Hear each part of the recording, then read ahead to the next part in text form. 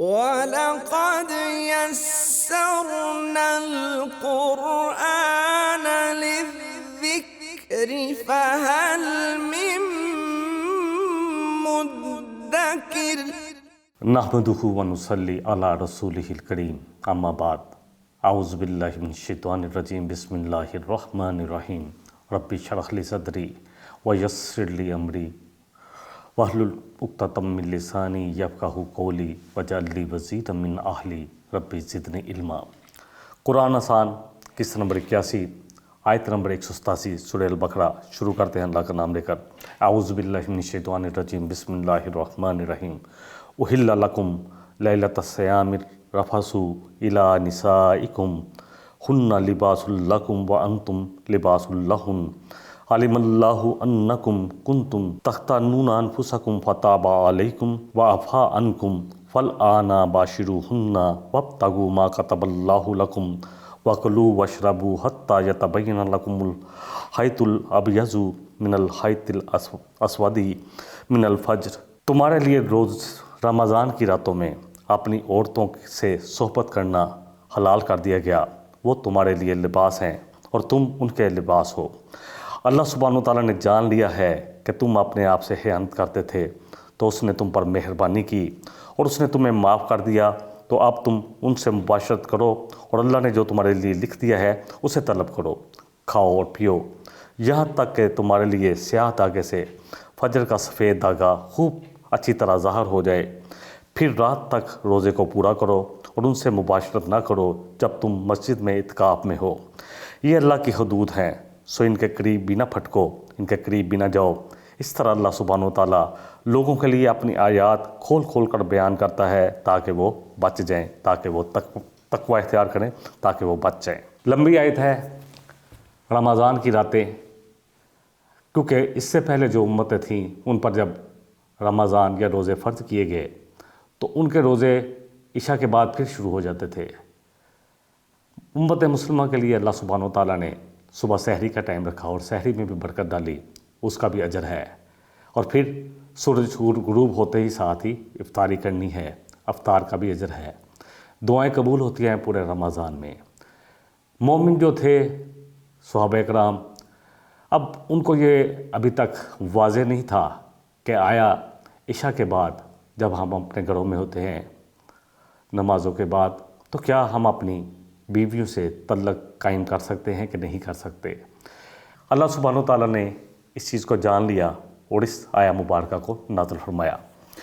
اللہ فرما رہے ہیں کہ تمہارے لیے اللہ نے حلال کر دیا، احل لکم لیلۃ الصیام الرفث، کہ اللہ نے تمہارے لیے حلال کر دیا جس چیز کو تم پریشان ہو کے کر رہے تھے، اللہ نے اس کو حلال کر دیا تمہارے لیے۔ ہن لباس لکم وانتم لباس لہن، وہ تمہارا لباس ہے اور تم ان کا لباس ہو۔ علم اللہ انکم کنتم تختانون انفسکم فتاب علیکم وعفا عنکم، اللہ کو علم ہے کہ تم خیانت کر رہے تھے، اپنے آپ سمجھ رہے تھے کہ ہم خیانت کر رہے ہیں، بس اللہ نے تم سے درگزر فرمایا اور اللہ نے تمہیں معاف کر دیا۔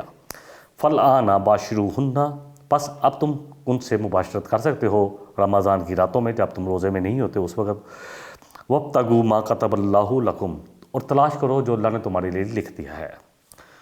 وکلوا واشربوا، اور کھاؤ اور پیو، حتی یتبین لکم الخیط الابیض من الخیط الاسود من الفجر، اور کھاؤ اور پیو یہاں تک کہ کالی داڑھی جو ہے وہ سفید داڑھی سے الگ ہو جائے، یعنی فجر تک تم اپنے کھا پی سکتے ہو۔ ثم اتموا الصیام الی اللیل، پھر شام تک رات تک اپنا روزہ مکمل کرو۔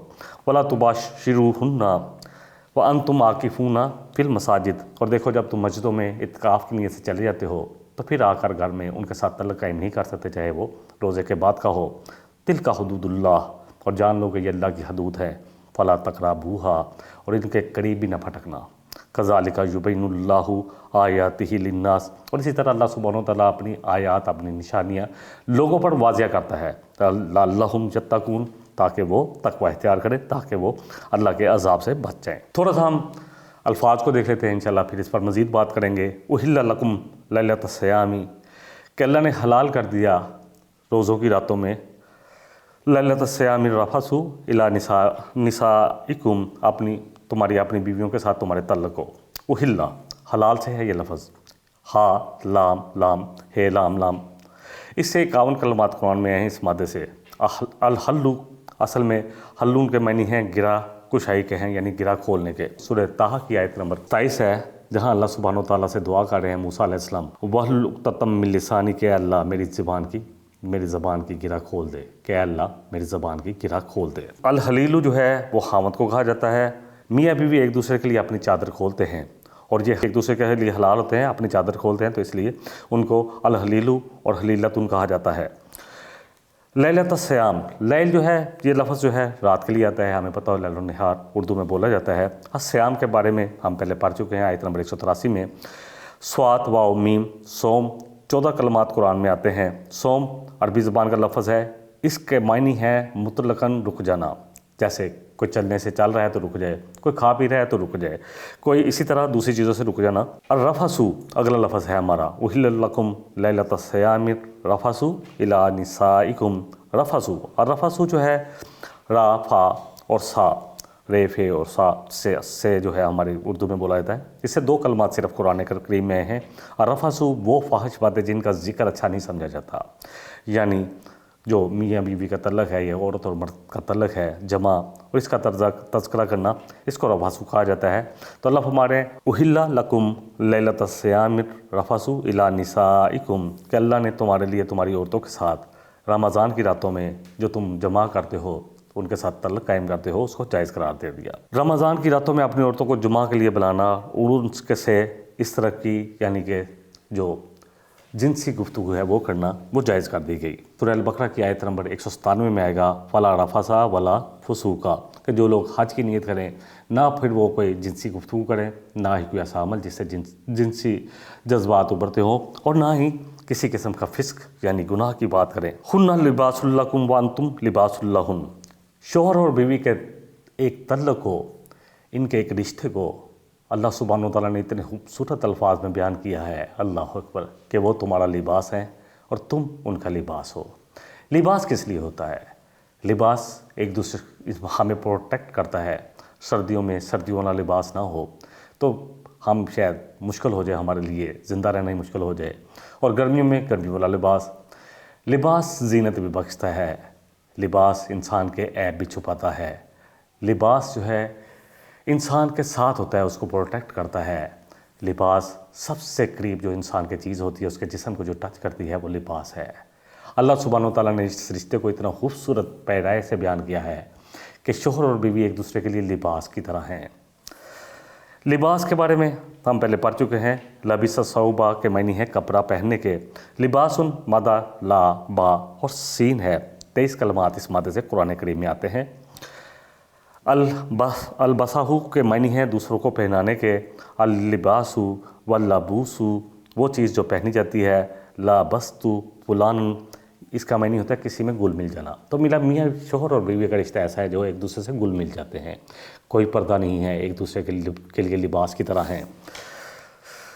جو انسان کے برے کاموں میں پردہ ڈال سکے، لباس جو ہے اس لیے بھی ہے کہ انسان کی کسی برائی کو یا اس کی کسی جسمی بیماری کو بھی ڈانپ لیتا ہے۔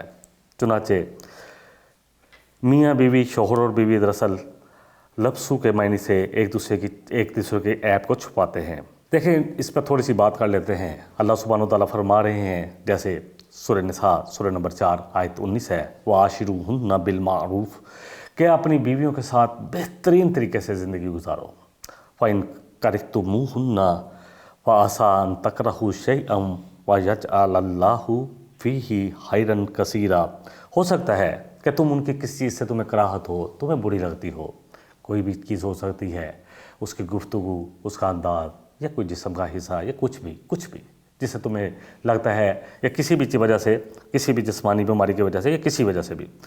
فَإِن كَرِهْتُمُوهُنَّ، کہ تم اگر ان سے کسی بھی بات میں تمہیں کوئی بری لگتی ہے، ان کی کوئی اچھی نہیں لگتی، أَن تَكْرَهُوا شَيْئًا، تو ہو سکتا ہے کہ جو چیز تمہیں اچھی نہ لگتی ہو، جس سے تم کراہت کر رہے ہو، وَيَجْعَلَ اللَّهُ فِيهِ خَيْرًا كَثِيرًا، اور اللہ نے اسی میں تمہارے لیے خیر کثیر ڈال دی ہو۔ شوہر اور بیوی کے رشتے کو اللہ سبحانہ و تعالیٰ نے اتنے خوبصورت پیرائن میں قرآن میں بیان کیا ہے۔ میں کچھ صرف آیتیں 2-4 لوں گا، زیادہ نہیں، وقت ہمارے پاس کام ہوتا ہے۔ سورہ روم کی آیت نمبر 21 ہے سورہ نمبر 30، بڑی خوبصورت آیت ہے۔ وَمِنْ آیَاتِهِ أَنْ خَلَقَ لَكُم مِّنْ أَنفُسِكُمْ أَزْوَاجًا لِتَسْكُنُوا إِلَيْهَا وَجَعَلَ بَيْنَكُم مَّوَدَّةً وَرَحْمَةً إِنَّ فِي ذَلِكَ لَآيَاتٍ لِقَوْمٍ يَتَفَكَّرُونَ۔ بڑی خوبصورت آیت۔ اللہ فرما رہے ہیں کہ اللہ کی نشانیوں میں سے ہے، اس کی نشانیوں میں سے ہے کہ اس نے تمہارے لیے تمہاری ہی جنس سے بیویاں پیدا کی، تمہاری ہی نسلوں میں، تم ہی میں سے بنا دی۔ تم مرد ہو تو وہ عورتیں ہیں، تم سب ایک ہی ماں باپ کی اولاد ہو اور ایک ہی طریقے سے پیدا ہوتے ہو، اسی رحم مادر میں جو ہے وہ بچی بھی جو ہے پرورش پاتی ہے 9 ماہ تک، اور اسی میں جو بچہ ہے وہ بھی پرورش پاتا ہے۔ وہی نطفہ ہے جس سے اللہ سبحانہ وتعالیٰ بیٹیوں کو بھی پیدا کر رہا ہے اور بیٹوں کو بھی پیدا کر رہا ہے، یعنی عورتوں مردوں کو دونوں کو ہم سب کو پیدا کر رہا ہے۔ تو اللہ ہمارے اس کی نشانیوں میں سے ہے کہ اس نے تمہارے لیے تمہاری جنس ہی سے بیویاں پیدا کی تاکہ تم ان سے سکون حاصل کر سکو، اور اس نے تمہارے درمیان محبت اور رحمت رکھ دی۔ بلا شبہ اس میں یعنی اس پوری آیت میں اور اس سارے پروسیجر میں، اس سارے جو انسانوں کی نسل چل رہی ہے، اس میں یقیناً ان لوگوں کے لیے بہت سی نشانی ہیں جو غور و فکر کرتے ہیں۔ مودت اور رحمت، مودت محبت سے ہے، ود جو ہے ودود یہ محبت کے لیے آتا ہے، رحمت کا جذبہ بھی۔ ایک وقت ہوتا ہے کہ جب محبت حاوی ہوتی ہے، انسان جوان ہوتا ہے، پھر آہستہ آہستہ ایک دوسرے کے ساتھ رہتے رہتے انسان کو ایک دوسرے کی عادت ہو جاتی ہے، اور پھر ایک دوسرے کے لیے محبت کے ساتھ ساتھ رحمت کا جذبہ اور الفت کا جذبہ اور ایک دوسرے کے کیئرنگ ہونے کا جذبہ بھی پیدا ہو جاتا ہے۔ اللہ تعالیٰ کیونکہ سب سے جو ضروری چیز ہے وہ گھروں کا سکون ہے، جب تک گھروں کا سکون نہ ہوگا تو باہر بھی کوئی پازیٹیو کام نہیں ہو سکتا۔ صحیح مسلم کی ایک حدیث لے لیتے ہیں، حدیث کا نمبر ہے 3645۔ ابو ہریرہ رضی اللہ عنہ راوی ہیں، اللہ کے رسول صلی اللہ علیہ وسلم نے فرماتے ہیں کہ اللہ کے رسول صلی اللہ علیہ وسلم نے فرمایا، کوئی مومن مرد کسی مومنہ عورت سے بغض نہ رکھے، اور اگر اس کی کوئی عادت اسے ناپسند ہے تو ہو سکتا ہے کہ دوسری عادت اس کو پسند ہو۔ اسی طرح نبی صلی اللہ علیہ وسلم کی حدیث ہے جامعہ ترمذی کی، حدیث کا نمبر ہے 3895۔ آپ نے فرمایا، خیرکم لأہلی وأنا خیرکم لأہلی، تم میں سب سے بہتر وہ ہے جو اپنی گھر والی کے لیے بہتر ہے، اور میں تم میں اپنی گھر والیوں کے لیے سب سے بہتر ہوں۔ بے شک اللہ کے نبی صلی اللہ علیہ وسلم کے اخلاق، آپ تو اخلاق کا اللہ اکبر معیار ہیں، یقین جانیں حسن اخلاق کا معیار ہے۔ صحیح بخاری کی ایک حدیث لے لیتے ہیں، 5240 ہے۔ نبی رحمت صلی اللہ علیہ وسلم فرمایا کہ کوئی عورت کسی عورت سے ملنے کے بعد اپنے شوہر سے اس کا حلیہ بیان نہ کرے اس طرح کہ وہ اس کو جیسے وہ اس کو دیکھ رہا ہو، یہ بڑی نامناسب بات ہے۔ اور اسپیشلی نبی صلی اللہ علیہ وسلم کی ایک اور حدیث لے لیتے ہیں، بات اور بھی سمجھ میں آ جائے گی۔ صحیح مسلم کی 3542 ہے۔ آپ نے فرمایا کہ قیامت کے دن اللہ کے ہاں لوگوں میں مرتبے کے اعتبار سے بدترین شخص وہ ہوگا جو اپنی بیوی کے پاس خلوت میں اس کے ساتھ تعلق قائم کرے، اور وہ اس کے پاس خلوت میں آتی ہے، اور پھر آدمی اس عورت یا مرد دونوں میں سے کوئی بھی اس راز کو فاش کر دے۔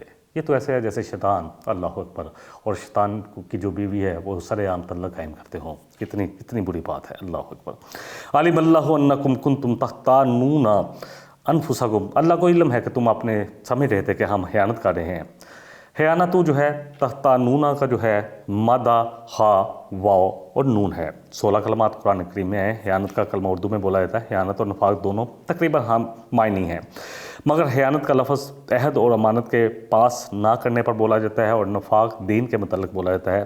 پس خیانت کے معنی خفیہ طور پر عہد چکنی کر کے حق کی مخالفت کے لیے آتے ہیں، اور امانت داری اس کی ضد ہے۔ سورہ انفال کی ایک آیت سے بات کو اور بھی سمجھا جا سکتا ہے۔ اللہ سبحانہ وتعالیٰ فرما رہے ہیں، آیت نمبر 27 ہے، لا تخونوا اللہ، دیکھو نہ تو تم اپنے اللہ اور اس کے رسول کے ساتھ خیانت کرو گے، اور نہ اپنی امانتوں میں خیانت کرو گے۔ اگلا جو ہمارا کلمہ ہے وہ ہے فتابہ علیکم وعفا عنکم۔ فتابہ توبہ سے ہے، تے و اور بے 87 کلمات قرآن میں اس مادے سے ہیں۔ توبہ کے معنی ہے اچھے طریقے سے گناہوں کو چھوڑ دینا، اور یہ معذرت کی سب سے بہتر صورت ہے۔ توبہ یہ ہے کہ اعتراف جرم کے ساتھ ساتھ آئندہ نہ کرنے کا یقین بھی دلایا جائے، گناہ کو گناہ سمجھ کر چھوڑے اور اپنی کوتاہی پر نادم ہو اور دوبارہ نہ کرنے کا پختہ عزم ہو، اور اگر گناہوں کی تلافی ممکن ہو تو حتی الامکان تلافی کی کوشش کرے، اور ان چیزوں اور ان لوگوں کی صحبت کو چھوڑ دینا جن کی وجہ سے گناہ سرزد ہوتا ہے، چاہے موبائل ہے، کوئی محفل ہے، کوئی بھی چیز ہے، چاہے کوئی دوستی ہے، اور اگر کسی سے زیادتی کی ہے تو اسے معافی مانگنی پڑے گی، کسی کا حق کھایا تو اس کو ادا کرنا پڑے گا، پھر توبہ قبول ہوگی، یہ نہیں کہ حق کھا لیا اب توبہ کر لی اللہ سے، جی اللہ جی میری توبہ استغفر اللہ۔ تو آخر میں یہ کہ انسان اپنے آپ کو نیکی کے کاموں میں اب اس طرح لگائے جس طرح پہلے برائی کے کاموں میں لگاتا تھا۔ سورہ فرقان کی آیت نمبر 71 بڑی خوبصورت آیت، وَمَن تَابَ وَعَمِلَ صَالِحًا فَإِنَّهُ يَتُوبُ إِلَى اللَّهِ مَتَابًا، اور جس نے اب توبہ کی اور پھر صالح عمل شروع کر دیے تو اسی کی توبہ ہے جو اللہ کے ہاں سچی توبہ ہے، جس کی اللہ توبہ قبول کرتے ہیں۔ فَتَابَ عَلَيْكُمْ وَعَفَا عَنْكُمْ، عفا جو ہے، عفا عنکم جو ہے، عفا اللہ اکبر، کسی چیز کو درگزر کر دینا، عفو درگزر آپ نے سنا ہوگا، درگزر بھی وہی معنی ہے۔ عفا عین فے واو اس کا مادہ ہے، 35 کلمات آئے ہیں۔ العفو کا معنی ہے کسی چیز کو لینے کے لیے قصد کرنے کے ہیں، اور اس کے معنی درگزر کرنے کے بھی ہیں۔ عفو ان کے معنی گناہ سے درگزر کرنے کے ہیں، جس طرح اللہ سبحانہ وتعالیٰ سورہ شورى کی آیت نمبر 40 میں فرما رہے ہیں کہ جو بھی درگزر کرے اور اپنی اصلاح کر لے، معاملے کو درست کر لے، ان اللہ کان عفواً غفورا، اور اللہ اپنے بارے میں فرماتے ہیں کہ بے شک اللہ سبحانہ وتعالیٰ، سورہ نساء کی آیت نمبر 43 ہے، بے شک اللہ تعالیٰ بڑا درگزر کرنے والا اور بہت بخشنے والا اور معاف کرنے والا ہے۔ فالآن باشروہن، تو اب ان سے تم مباشرت کر سکتے ہو۔ باشروہن یہ بھی لفظ دیکھ لیتے ہیں، یہ ایک کلمہ بھی دیکھ لیتے ہیں، بے شین اور رے، 123 کلمات اس سے قرآن کریم میں آئے ہیں۔ البشرتو کے معنی ہے انسان کی جلد کی اوپر والے حصہ، کیونکہ انسان کو بشر اسی وجہ سے کہا جاتا ہے، مباشرت بھی اسی سے ہے، بشارت بھی اسی سے بنتی ہے، بہت سارے لفظ بنتے ہیں۔ فالآن باشروہن وابتغوا ما کتب اللہ لکم، تو تلاش کرو۔ ابتغاء کیا ہوتا ہے؟ باغی کون ہوتا ہے جو اپنی مرضی جاتا ہے؟ ابتغاء اسی سے ہے۔ البغی مدہ با غا اور یا ہے، با غین اور یا ہے، اور 96 کلمات قرآن میں آئے ہیں، 96 کلمات اس مادے سے قرآن کریم میں آئے ہیں۔ البغی کے معنی ہے کسی چیز کی طلب میں درمیانہ روی کی حد سے تجاوز کر کے کرنا، یا ایسی چیزوں کی خواہش کرنا جو جائز نہ ہو۔ ابتغاء چاہتا ہے، اس کے لیے آتا ہے لفظ، تلاش کرنے اور طلب کرنے کے لیے بھی آتا ہے یہ لفظ۔ وَكُلُوا وَاشْرَبُوا، اب کھاؤ اور پیو۔ کلو کا لفظ بھی ہم پڑھ چکے ہیں، الف کاف اور لام اس کا جو ہے مادہ ہے، 109 دفعہ ہے، معنی ہے کھانا تناول کرنے کے۔ وَاشْرَبُوا جس سے پتہ چلتا ہے شربت بھی اسی سے بنتا ہے، شراب بھی اسی سے ہے۔ اشربو شین را با، یہ سب کلمے جو ہیں شین را با، اس سے تقریباً 39 کلمات قرآن کریم میں آتے ہیں۔ اشربو کا معنی ہے کسی مایا چیز کو نوش کرنے کے۔ حتیٰ، آیت کا اگلا حصہ ہے حتیٰ، یہاں تک کہ، حتیٰ بار بار آئے گا، اس کو یاد کر لیں، یہاں تک کہ یتبین لکم الخیط الابیض من الخیط الاسود من الفجر۔ یتبین جو ہے بے یہ اور نون، بے یا اور نون اس کا مادہ ہے، قرآن میں 523 کلمات اس سے آئے ہیں۔ البینہ کے معنی ہے دو چیزوں کے درمیان اور وسط کا حصہ، یعنی دونوں چیزوں کے درمیان اور وسط کا حصہ۔ البیان جو ہے اسی سے بنا ہے، کس چیز کو واضح کر دینا۔ بینات جو ہے وہ اللہ کی روشنہ نشانیوں کے لیے، واضح نشانیوں کے لیے آتا ہے۔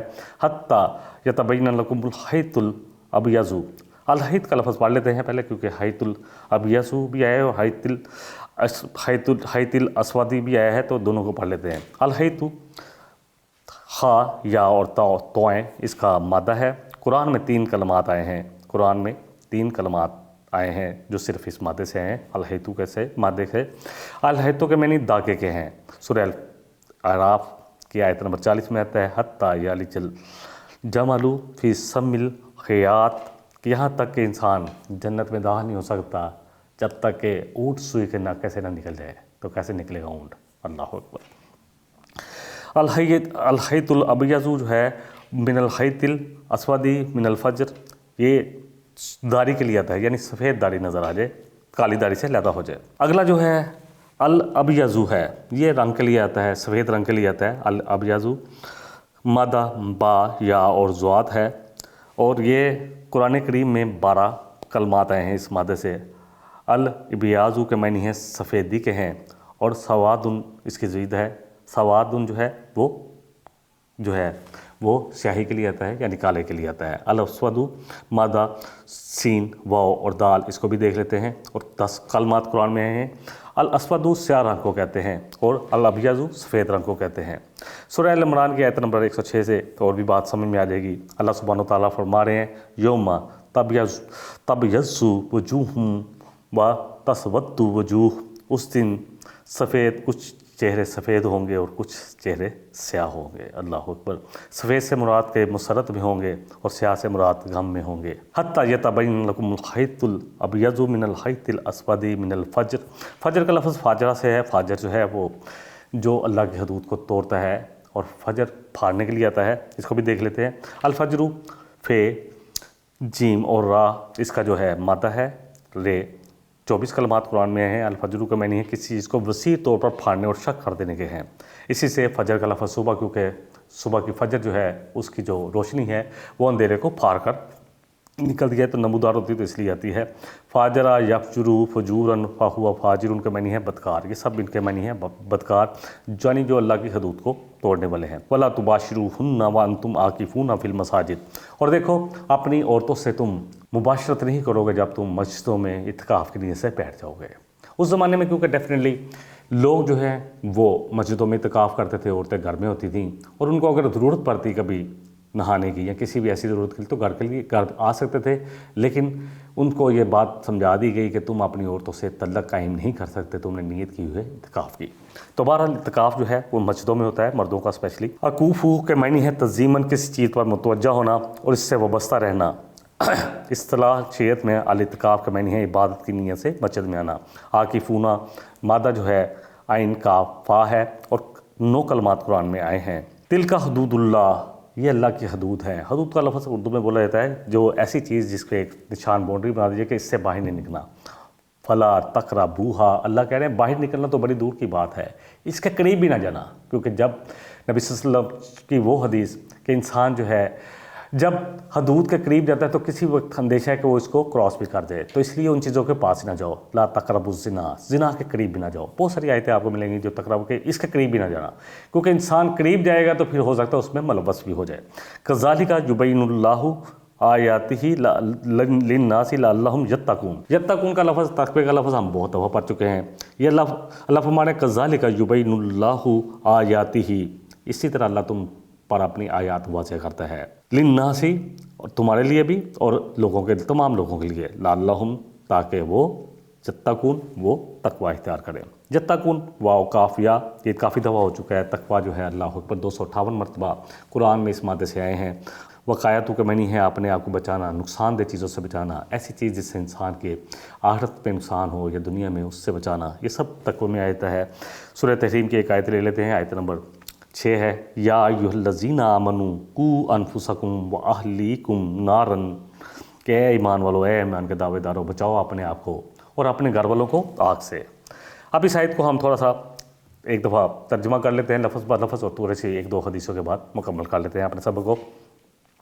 اللہ فرما رہے ہیں احل لکم لیلۃ الصیام الرفث الی نسائکم، کہ تمہارے لیے حلال کر دیا گیا، احل لکم تمہارے لیے حلال کر دیا گیا، لیلۃ الصیام رمضان کی راتوں میں، الرفث کہ تم کر سکتے ہو مباشرت اپنی بیویوں سے تعلق قائم، الی نسائکم اپنی بیویوں سے، اپنی عورتوں سے، ہن لباس لکم وہ تمہارا لباس ہے، انتم لباس لہن اور تم ان کا لباس ہو، علم اللہ انکم کنتم تختانون انفسکم، اور اللہ کو علم تھا کہ تم جو کر رہے تھے، تم اپنے اندر جو ہے خیانت کو محسوس کر رہے تھے، فتاب علیکم تو اللہ نے تم سے درگزر فرمایا، اللہ نے تمہیں معاف کر دیا گیا، وعفا عنکم اور تم سے درگزر فرمایا، فالآن پس اب تم باشروہن تم ان سے مباشرت کر سکتے ہو، وابتغوا ما کتب اللہ لکم یعنی رمضان کی راتوں میں جب روزے کی حالت میں نہیں ہوتے تو تم مباشرت کر سکتے ہو، اور اللہ کی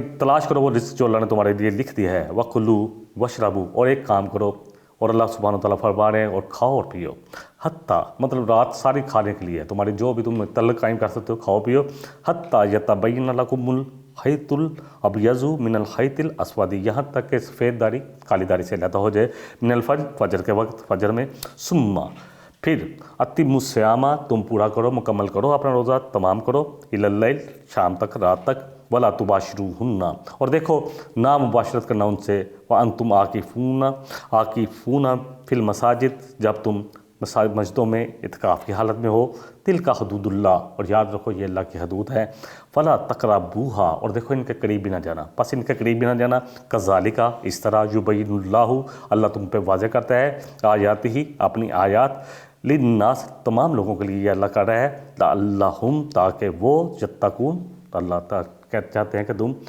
سب کے سب انسان جو ہے وہ بچ جاؤ۔ اللہ اکبر۔ سنن ابو داؤد کی حدیث ایک لے لیتے ہیں، 2313 نمبر۔ حضرت عبداللہ بن عباس راوی ہیں کہ نبی رحمت صلی اللہ علیہ وسلم کے دور میں لوگ جب عشاء کی نماز پڑھ لیتے تو ان پر کھانا پینا اور بیویاں حرام ہو جاتی تھی جو آپ سے پہلے جو تھیں، اور اگلی شام تک روزے دار ہو جاتے، تو اللہ تعالیٰ نے چاہا کہ اس عمل میں باقی لوگوں کے لیے اللہ تعالیٰ آسانی کر دیں اور اللہ رخصت اور نفع پیدا کر دیں۔ اللہ نے اس امت پر بہت بڑا احسان کیا ہے کہ راتوں کو ہر چیز حلال کر دی ہے۔ نبی صلی اللہ علیہ وسلم روزے سے ہوتے لیکن اپنی ازواج کا بوسہ بھی لے لیتے تھے۔ یہ صحیح بخاری کی ایک حدیث جو نمبر 1927 ہے جی۔ مطلب روزے میں یہ اتنی پابندی نہیں ہے کہ جو شوہر اور بیوی اگر روزے کے بعد کچھ حرام کریں ہیں تو جسم کا ٹچ ہو جانا، لیکن وہ لوگ جو اپنے اوپر قابو نہیں پا سکتے وہ اپنا خیال کریں، کیونکہ نبی صلی اللہ علیہ وسلم اپنی خواہشات پر سب سے زیادہ قابو پانے والے تھے، بے شک اس میں کوئی شک نہیں ہے۔ اور اسی طرح جسم سے جسم بھی لگ جاتا تو اس میں کوئی حرج نہیں ہے۔ اسی طرح سنن ابو داؤد کی حدیث 2350 ہے، ابو ہریرہ راوی ہیں، فرمایا کہ اللہ کے رسول صلی اللہ علیہ وسلم فرمایا کہ تم میں سے جب کوئی اذان فجر سنے اور برتن میں اس کے ہاتھ ہوں تو اسے نہ رکھے، یا برتن میں ہاتھ ہوں تو روکے نہ، بلکہ جو لقمہ یا جو آگے پڑا ہے اس کو کھا لے، بلکہ اپنی ضرورت پوری کر لے، کیونکہ ہوتا ہے کہ لوگ فوراً چھوڑ دیتے ہیں۔ طبرانی ابو داؤد کی حدیث ہے، آپ صلی اللہ علیہ وسلم نے فرمایا کہ 3 باتیں اخلاق نبوت میں سے ہیں، سحری دیر سے کھانا، افطاری جلدی کرنا، نماز میں دائیں ہاتھ کو بائیں ہاتھ کے اوپر رکھنا۔ اسی طرح صحیح بخاری کی حدیث ہے 1954، نبی رحمت صلی اللہ علیہ وسلم نے فرمایا کہ جب رات اس طرف یعنی مشرق کی طرف سے آئے اور دن ادھر مغرب کی طرف چلا جائے اور سورج ڈوب جائے تو روزے کے افطار کا وقت آ گیا۔ صحیح مسلم کی ایک اور حدیث کا نمبر 2550، عمر بن عاص رضی اللہ عنہ سے روایت ہے کہ نبی رحمت صلی اللہ علیہ وسلم فرمایا ہمارے اور اہل کتاب کے روزوں کے درمیان فرق سحری کے کھانے کا ہے، رات کے کھانے کی طرح سحری کا کھانا بھی ہمارا معمول تھا اور سحری میں اللہ نے برکت رکھی ہے۔ مسند احمد کی حدیث ابو سعید خدری رضی اللہ عنہ سے روایت ہے کہ نبی رحمت صلی اللہ علیہ وسلم نے فرمایا سحری کا کھانا بابرکت ہے، اس لیے اس کو نہ چھوڑا جائے، ہوا ایک پانی کا گھونٹ ہی پی لیا کر جائے، بے شک اللہ سبحانہ وتعالیٰ اور فرشتے سحری کھانے والوں پر رحمت کرتے ہیں، اللہ سبحانہ وتعالیٰ رحمت بھیجتا ہے اور فرشتے رحمت کے نزول کی دعا کرتے ہیں۔ اور اسی طرح ایک حدیث، آخری حدیث لے لیتے ہیں، صحیح بخاری کی ہے، نبی صلی اللہ علیہ وسلم مسلسل کئی دن روزے رکھتے تھے، 2-3 دن بغیر افطاری کیے۔ ایک آدمی نے مسلمانوں میں سے عرض کیا کہ اللہ کے رسول آپ تو صوم وصال کرتے ہیں اور آپ دوسروں کو منع کرتے تھے کہ نہیں تم روزہ ایک ہی رکھو گے، افطار کرو گے، تو اس نے پوچھ لیا ڈرتے ہوئے کہ آپ تو کرتے ہیں، تو آپ صلی اللہ علیہ وسلم نے فرمایا کہ میری طرح تم میں سے کون ہے، یعنی کون ہے جو میری طرح ہے، مجھے تو میرا رب رات کو کھلاتا ہے، وہ مجھے سیراب کرتا ہے، پلاتا ہے، اور لوگ اس پر بھی صوم وصال رکھنے سے نہ رکے تو آپ نے ان کے ساتھ 2 دن تک وصال کیا۔ یعنی اگر کسی نے منع کرتے ہیں، صوم وصال کو منع کیا گیا، یہ نبی صلی اللہ علیہ وسلم کے لیے خاص تھا۔ پھر عید کا چاند نکل آیا تو آپ صلی اللہ علیہ وسلم فرمایا کہ اگر چاند نہ دکھائی دیتا تو میں کئی اور دن وصال کرتا، تاکہ پھر لوگوں کو پتہ چلتا کہ یہ اتنا آسان نہیں ہے۔ بہرحال یہ حدیث میں نے اس لیے بیان کی تاکہ یوم وصال کے بارے میں اگر کسی کے اپنا ذہن میں کوئی سوال ہے تو وہ سوال نکل جائے کہ بہتر نہیں ہے، اللہ کے رسول صلی اللہ علیہ وسلم نے اس سے منع فرمایا ہے۔ واخر دعوانا ان الحمد للہ رب العالمین، سبحانک اللہم و بحمدک اشہد ان لا الہ الا انت استغفرک و اتوب الیک، والسلام علیکم ورحمۃ اللہ وبرکاتہ۔ إن هذا القرآن يهدي للتي هي أقوم ويبشر المؤمنين الذين يعملون الصالحات أن لهم أجرا كبيرا